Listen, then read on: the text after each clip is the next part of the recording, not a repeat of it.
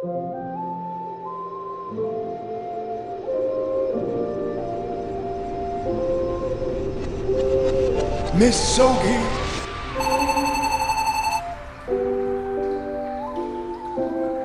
in the silence between who you were and who you're becoming, there is me. Welcome back, traveler. Love, when I was young, was simpler than I realized. It showed up in small things, like laughter echoing off a walk along the trail, or the way her eyes lit up when she beat me at cards for the 100th time.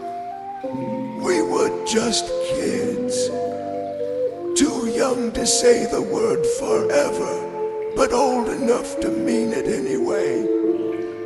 She wasn't the first I'd seen, but she was the first person who made time feel different, longer, softer. Like the moment didn't want to end. We'd talk about nothing for hours, just laying in the grass, watching clouds roll past, like we were meant to be exactly there, doing exactly that. One time, she brought me a note folded in. Inside it said, "You're my favorite part of every day."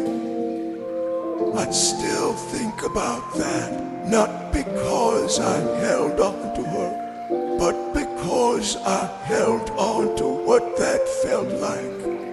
To be someone's favorite part. We didn't last forever.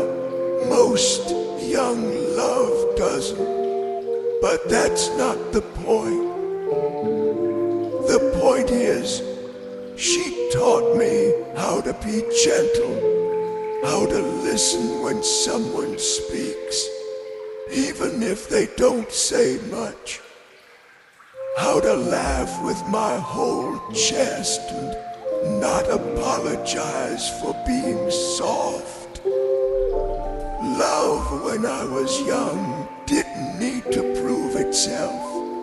It just showed up in time spent in shared smiles and silly traditions like pinky promises and pecking wildflowers and saying, "See you tomorrow," like it was sacred.